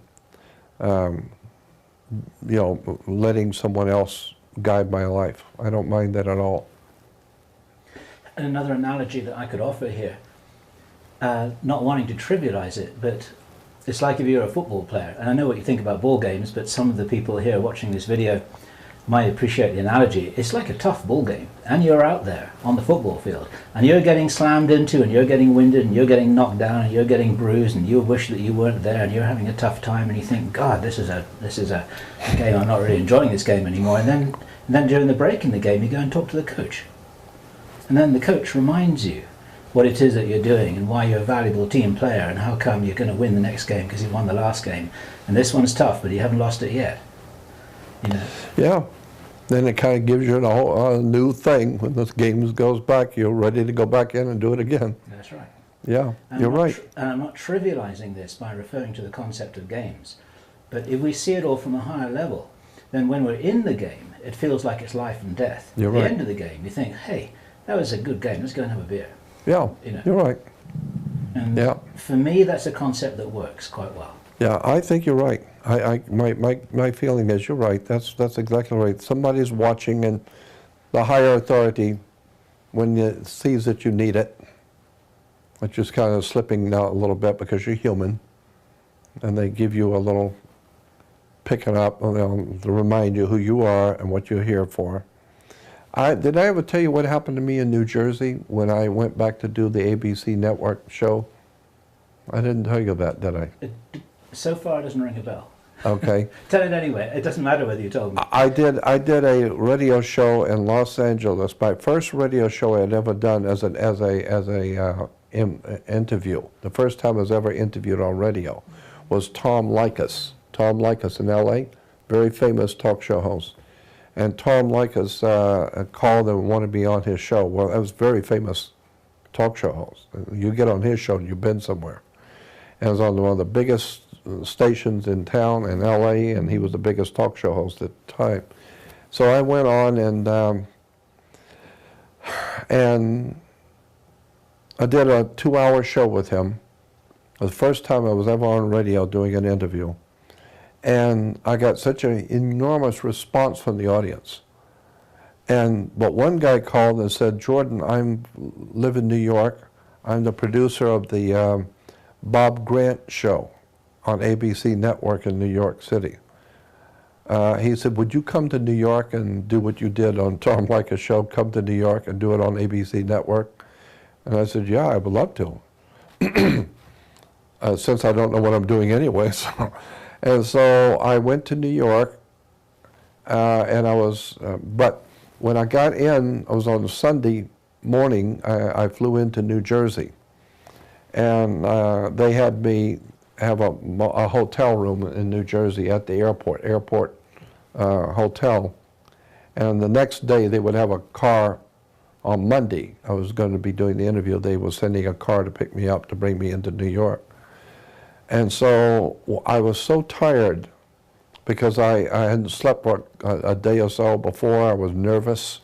You know, this is only the second time I've ever done a radio interview, and it's ABC Network, New York City, right? And I'm nervous, and I didn't know what I was doing, but I figured this is part of who I am, so just grin and bear it. And so I got in the hotel room. I was so tired, I just collapsed on the bed. And I said out loud, I said, am I here by myself doing this, or do I have somebody here that can help me? And all of a sudden, the bed lifted up. And as it began to move around the room, I was startled. The bed's floating around the room, and it floated over toward the window. And I remember thinking, if it hits that window, I'm jumping off this bed. I am not going out the window with this bed. And as it comes to the window, it turned around, and the bed turned completely around, and I'm on it, and I'm looking at this bed turning around, and I'm amazed, but I was startled. I don't know what to think of this. And then the bed turned back around again where it was supposed to, and then sat down. And I thought, and I said, thank you. And I guess that's all you can say. You better just go to bed and go to sleep. And I just laid down and thought about what in the hell did I just experience? This bed floated around the room and then floated back into place and sat down. And I was so tired, I just thought, Well, they didn't hurt me, so I'm going to go to sleep. It sounds like the coach in your football game has got quite a sense of humour. Actually. Yeah, exactly. Am I here by myself? No, the room is filled with things you just don't know. You don't see it. So they moved the bed around. I swear that it just scared me. It was such an experience having that bed move me around the room. It was incredible. In answer to your question, you never told me that. I always get a answer. That's fabulous. The most extraordinary thing I think that's truly off the wall that happened to me, and I've had so many things like that, I'll tell you, but this really happened. As crazy as this sounds, this actually happened. I was spending a long weekend at a friend's house in Los Angeles up in the canyons. He had a home way up in the canyons in the mountains overlooking Los Angeles. And I had a young friend of mine from Orange County that was friends with the owner also. And so he said, well, both of you guys come up and hang out for the long weekend with us, with the family.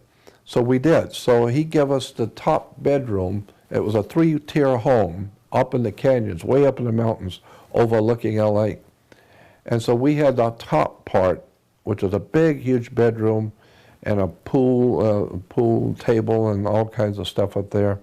And we were staying there for like 3 or 4 days. Well, we went out at night, and there was a ladder on the roof at the top part. So we took some pillows out and some blankets, and we went up and took a couple of beers with us, and we'd sit up there and laid out there under the stars at night, just my friend and I, and talking and chatting about stuff. And I got to talking about God and the spirit world, and I have no idea why I did it.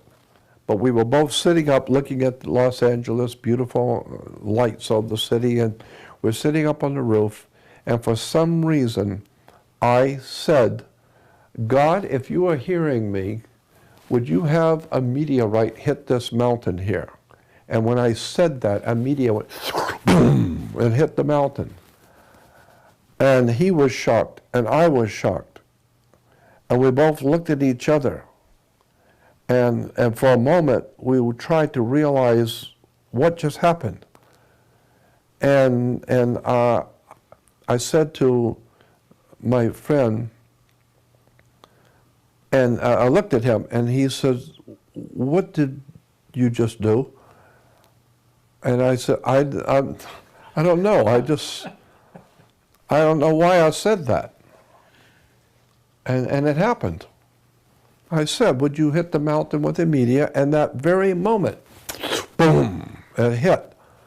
And all the lights on the Box Canyon, all the lights came on all the homes because the ground shook. And people came out with flashlights up in the hills. You could see them, and people were scared. That mountain was shook. And I sat there and was amazed. Why did I say that just a few seconds before it happened? That is truly amazing to me. And I have no idea in the world. It's one of those freaky things that there's no explanation for. I don't know why I said it, and I have no idea why it happened the way it did. It was truly extraordinary. The young man that was up there with me still lives in Las Vegas. We talk about it from time to time. It's just strange stuff. Did I tell you about my friend Bob Leeds? I have an older friend named Bob Leeds. He's a big shot in the motion picture industry. Well, that's a long story, but there's 2 parts of the story, and it's very long. It's like that other long one. But anyway, Bob Leeds, I'll tell you the short version. Bob Leeds is a good friend of mine, but he was a very well-placed Jewish guy in the motion picture business in Hollywood. And he and I were dear friends, very close friends. And so Bob called me one morning, on Saturday morning. He said, I'm going to take you out to breakfast. Let's go out to breakfast. I said, okay. So he said, I want to take you to any place you want to go in San Diego. It's my treat. And so I said, great. So he said, any place you want to go, we'll go. I said, okay. So he comes by and picks me up. And God, I love Bob. Bob was great. And so I said, I want to go to, what was the name of the town just north of San Diego? It's a little Mexican town north of San Diego. I can't remember the name right now. I'll remember it in a minute.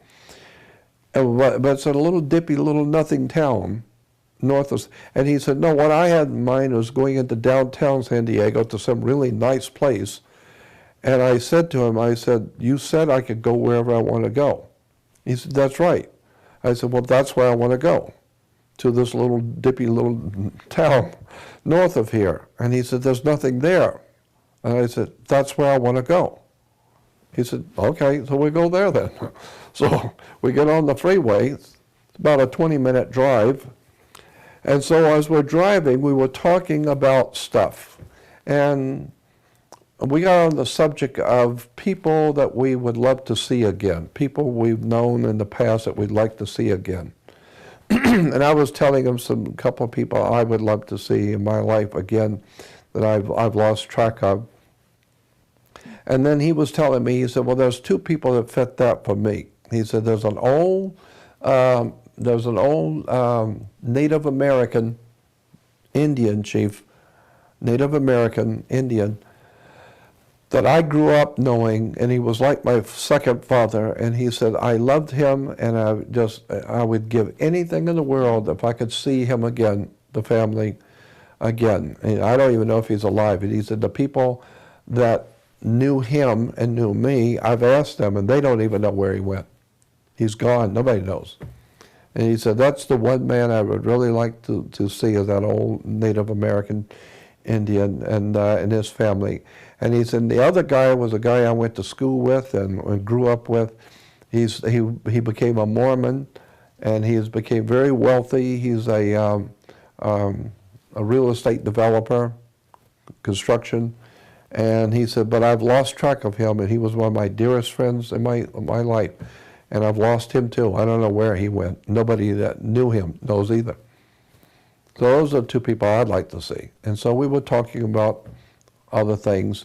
So we get off the freeway, and in this little Mickey Mouse town, and we're driving through the city, and there's no place to eat except IHOP, International House of Pancakes. Well, they're everywhere.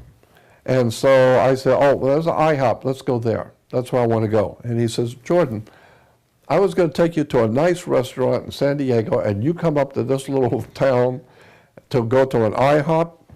And I said, that's where I want to go. Come on, you say I can go? That's where I want to go. He said, okay, we'll go to IHOP. So we pull in and we park, and we go in, and the place is crowded because it's the only place in town to eat. And finally they seat us, and when we're sitting down, all of a sudden, his whole demeanor changed. I saw something was very, very radically wrong with him. I could tell it in his face. I could tell there's something wrong. And I said, what's going on, Bob? What's wrong? And he said, there's the old man right there, and there's my friend, the contractor, right there. Both of them. That's the old man, and there's my contractor friend. Both of them. And he said to me, I don't know how you do this, but understand from this day forward, I believe you are somebody. I have never seen this. I just got through telling you I wanted to see these two people, and out of nowhere we come up here, and here they are. So you've sold me. I don't know who you are or where you've come from or what you're doing, but there's something strange about you. And so I was amazed. And he had like tears in his eyes. He got up, went over and sat with the old man, and then his buddy saw him. He goes over there, and they're all sitting around the table talking. I don't know what's happening. I didn't know. I just wanted to go to IHOP. So That's a lovely story. That's a beautiful story. incredible. Beautiful story. And he had like tears in his eyes. He came back as we were driving home. He said, I don't know who you are, and I don't know how this happened. But as far as I'm concerned, I'm never questioning anything again. He said, I've had so many strange experiences around you, strange stuff, but today, that took the cake today. I am totally cannot believe what just happened today. The two people in my life I have wanted to see, and you brought me up here to this little town out of nowhere to an IHOP, and there they both were. So, wow. This is the kind of stuff you wouldn't dare write that into a movie. I know. That's right. It'd be thrown out, you know. It'd be thrown out as the... Yeah, Bob Leeds. Bob Leeds. A wonderful story. And thank you. You said that... There was something else I was going to tell you, but I can't remember. There's a whole bunch of things you were going to tell us. Oh, yeah, about the reptilian stuff, too. Just for the benefit of the people watching this video here, we're all kind of getting a bit giddy because it's past 3 o'clock in the morning here in Central Europe. And see, I slept late, so I'm full of life right now. Yeah, I see Jordan's doing fine. He's on Los Yeah, Angeles I'm doing time. fine. I'm on a roll, so. He's on LA time. He's just about ready for lunch. But you said that you wanted to tell some more reptilian stories, and one of them is a staggering one, which you did tell in your September 2009 interview. And you said you had more. And oh, yeah. These are significant in my own opinion, because of what you yourself said in the September interview, that it's actually quite important to rescue David Icke from being lampooned as the only person who's, quote, inventing all these stories about reptilians, and you know that these are not inventions, and you have heard many of these stories. I've heard these stories as far back as 1959. And you even brought some of the stories to his attention. That's right. I brought some of these actual stories to his attention, yes. And he was very courageous in coming forth very publicly to make this into a... And I think I even said that. I said that on the stage up in San Jose when David was speaking, and I was too, at a conference. And at the end of the conference, there was a question and answer, in which David was on the stage, and I was too. And I said at that conference, I said, I am totally committed to the fact that there are reptile aliens here on the earth. Of that, there is no doubt in my mind. But it's not because David Icke is saying so. I've known this long before David Icke ever came into the picture. Many years ago, I have had many different stories told to me by very powerful people, people who are well-grounded, highly intelligent, well-respected people over the years have told me of their personal one-on-one encounters with reptile aliens. I have to believe when that many people, that well-grounded, intelligent people tell me things like airline pilots, bankers, real estate executives who are telling me their personal one-on-one experience with reptile aliens, I have to assume there must be something to it. Well, it's very good of you to publicly take some of the pressure off David, because David has been ridiculed for this, so let's all be ridiculed for this. And more people will come forward with their stories. There's no doubt in my mind that they are here. Because it's one of the most important stories on this planet right now, and people need to know, whatever the truth is. People need to know. And I'd love you to tell some more stories which you believe are authentic, that have been reported to you, to add to the chronicles. I was doing a radio show. I was being interviewed on the Lou Epton show in Las Vegas many years ago, quite a few years. I'm thinking maybe 89. I think it was 89 or 88. So we're talking quite a few years ago. And Lou Epton at that time, dear, dear friend, Lou Epton, I love him dearly. He was a very, very wonderful man. He's still with us. He's in Las Vegas, retired. But he had a major top show in Las Vegas during the morning talk show. I have one at nighttime talk show. But but I was in Los Angeles, and Lou called me to do an interview. and that was a 2-hour show, and back in '88, I think it was. But anyway, in the process, I brought up the subject of the reptile aliens and my belief about the reptile aliens and what the ancient peoples of the ancient world, the Babylonians, the Sumerians, the Phoenician Canaanites, the Egyptians, especially the Sumerians, all the ancient peoples of the world talked about the reptile aliens. And so I just brought that up in passing, that I think that there are reptile aliens here. I've heard too many stories, and then I told some of the stories that I had heard. Well, after the program, I got a phone call from a guy who later on I found out is an extremely wealthy businessman in Las Vegas. He buys and sells hotels and commercial properties in Vegas, and he was the biggest there. And he said to me, he said, "Jordan, we listened to Lou Epton. We loved Lou Epton. So in the office in the mornings, we listened to Lou Epton on the show." And he says, "But this morning, when you came on, we got so interested in listening to you that everybody just kind of quit work for a little bit and was listening to you." And he says, "And when you mentioned the reptile aliens, it shocked us." And he said, "I'm a Christian, and I have 5 men who work for me in my office, and they're Christians, and they all belong to the same church. We all go to the same church, and all 6 of us are in the office, and we were hearing you today." And he said, "When you mentioned reptile aliens, I had to call you and tell you, we're Christians, but every year we go somewhere in the world on vacation, and my company pays for everything." And he said, "So I take, and all 6 families go together on a vacation somewhere." And he says, and last year, now this was like in '88, so he's talking about '87. And he said, last year we decided to go camping for a couple of weeks in Colorado. And he says, we were up in the mountains and we broke camp one morning, and we walked up to the top of this mountain. We were almost there anyway at camp, and then the next morning when we broke camp, we walked up to the top of the mountain to look over the lay of the land. And he says that out in the valley, we could see that there had been an area that had been cleared away. It was like a round area that had been cleared away.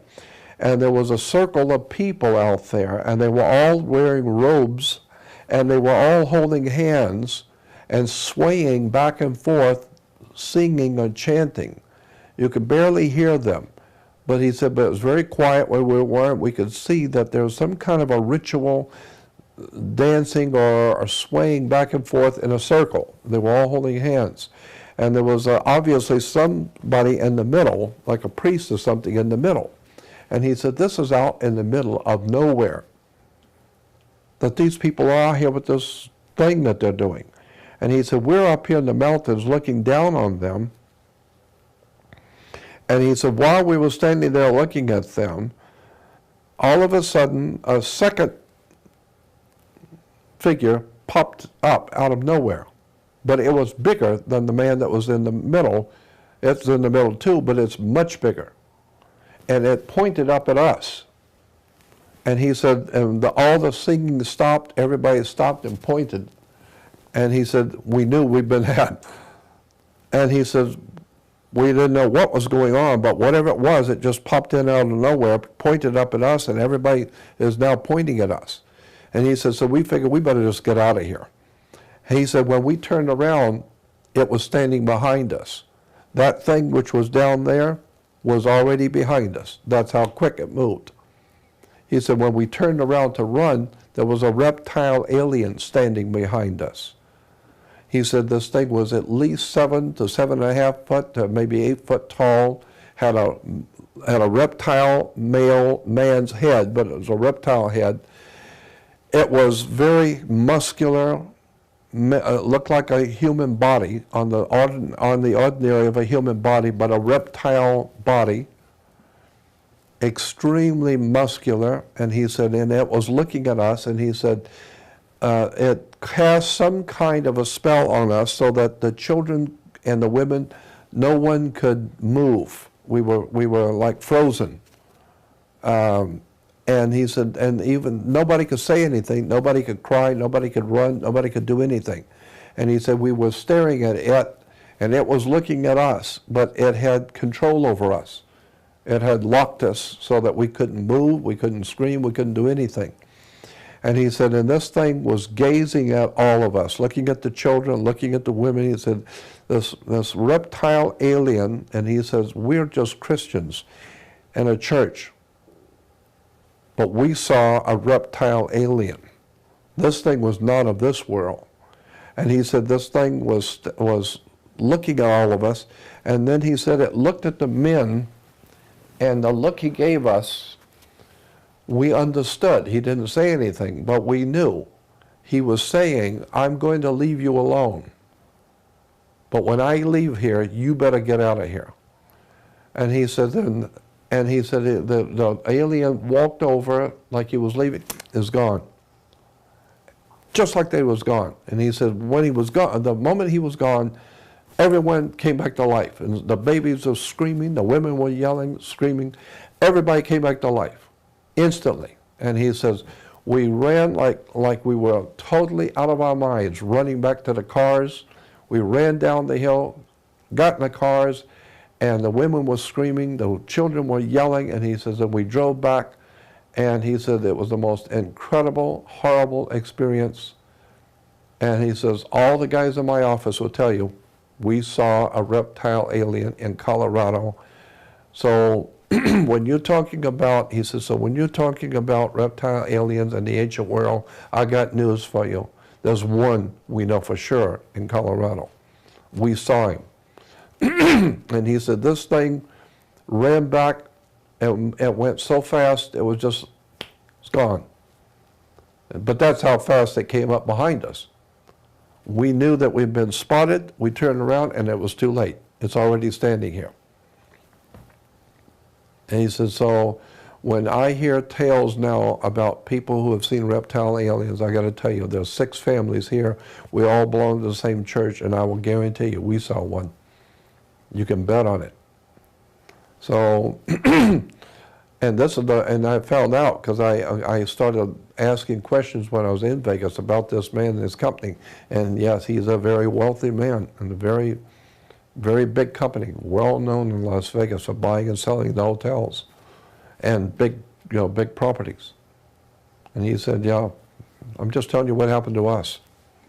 And my suspicion, which may well be yours as well, Say it again. My suspicion, and it may well be yours as well, is that for every person who comes forward and reports a story, there are 100 others who don't. Oh, I'm probably right. You're probably right. Maybe 1,000 others who don't, because who's going to come forward publicly and say a story like that?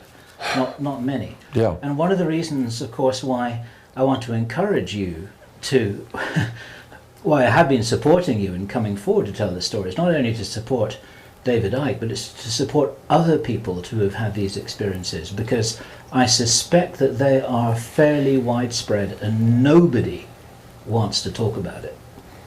Well, you're right. That's my guess. Did you ever talk to Dr. Roger Lear about his case up in Bakersfield? I don't believe so. I know Roger Lear, yeah, and he's a very good man. I don't think I know about the Bakersfield incident. Tell me about it. Well, I'm just trying to remember the story basically. If he were here, he would give you the real dope on it. But I'm just remembering the basic story is that there was a guy up in Bakersfield who is a fire investigator. He's a fireman investigator for the fire department. And he has been having reptile aliens coming into his bedroom. Him and his wife have had reptile aliens, he says, were coming into his bedroom. They didn't harm him, but he said, he was telling Dr. Lear, because he called Roger Lear, because Roger is noted for his work with aliens and implants. And implants. And so Roger went up to see him, and this guy's with the fire department as an investigator, arson investigator for the fire department.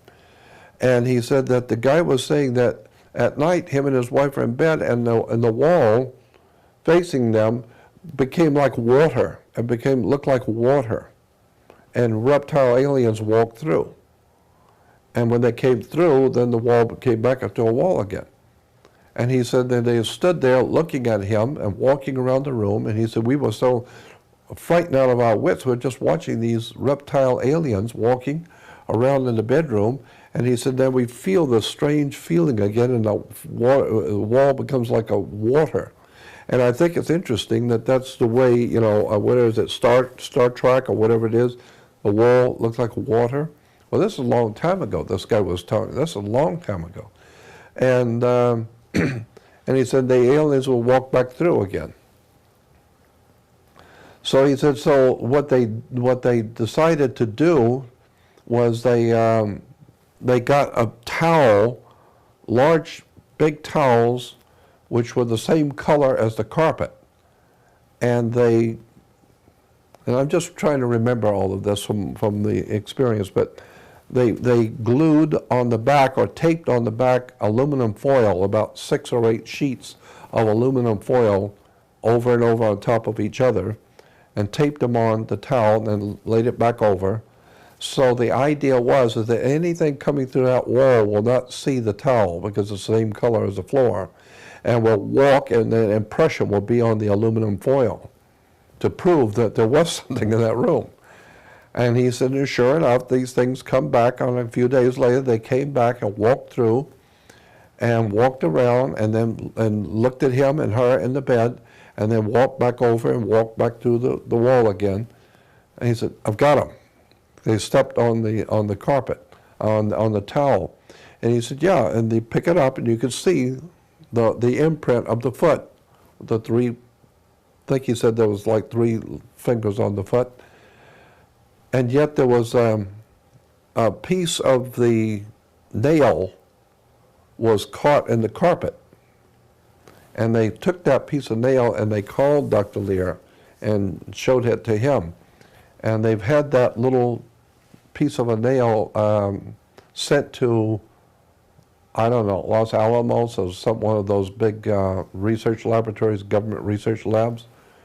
And they said that this was, it was still alive. It was still living. It was a living tissue, and it was still alive. And that it was seemed to be growing. When they got it, as opposed to where it was now, it's grown in length, so it seems to be growing, even though it's not connected to the body. It's still growing. And so that's just one more story about a reptile aliens. Did they get any analysis of what this... was this in the days of DNA tests when they could... Well, yeah, you know what? He was just telling me this off the cuff, you know, and he didn't go into much, because I guess we were talking about reptile aliens. He said, well, you know, I'm just having some investigation of something's going on right now up in Bakersfield. But they did get a footprint on the aluminum foil to show that there was something came through the wall, whatever it was. So these are, yeah, you're just confirming that these aren't apparitions. They're physical. These apparitions actually have weight. They have weight. Yeah, they have weight. Because they came through the wall, and their imprint is on the aluminum foil. Yeah, and they have some kind of interdimensional capability. Exactly, they have interdimensional capabilities that come through and walk back into. You may remember that in the Project Camelot interview with you in September 2009, I believe I shared the story with you that was told to me by Barbara Lamb. And Barbara Lamb... I know Barbara well. ...is a very lovely lady. Yeah, very. Who is a counselor and a supporter to many people who've had very strange ET experiences. And she told me how a reptilian alien had appeared out of nowhere in her bedroom and had silently held her hand for 2 minutes before it disappeared again, looking into her eyes, communicating with her that it was friendly. And it had been specially bred to interact with humans to give them the message that not all reptilians were hostile and meant harm. And this was this being's purpose, and it communicated with Barbara in that way. And so, just to confuse the issue further, I feel honor bound to report that little story too, because we mustn't let our prejudices get the worst of us. No, you're right. And with that little anecdote of my own, or with Barbara's, let us say, I'm going to very gently close this down, because we're now at the end of our third hour of tape. It is 3:45 in the morning. Even Jordan's getting tired. I'm exhausted. We both came back from the Vatican just a few days ago. Yeah, we went to the Vatican. And that's another story. And poor Jordan doesn't even know if he's going to be able to get home or not, because we've got a volcano in Iceland that's doing its thing. Because the whole solar system is going into something or other that's activating the Earth. And that's another story too. So it's all happening around here. And in the closing seconds of this tape, Jordan, I want to thank you so much for putting all of this on record, because we haven't been talking about the Illuminati and the New World Order this time, but we've been talking about a different area which is possibly even more important. Far more important. In terms of sketching out the big picture, of which we here on planet Earth may be quite a small part. And my own conviction is that you have certainly had an important role here, not only to reveal occult knowledge that has been kept secret from us, but actually to be a communicator about all these subjects, because they're all connected. They're all connected. Absolutely all connected. Understand it all. Yeah. And we're into the closing seconds here. I feel like I'm just about to be whisked off the stage, and I want to thank you again on behalf of the hundreds of thousands of people who'll be watching this. So thank you, Jordan Maxwell. Thank you. Been fun. It's a wild ride. No doubt about that.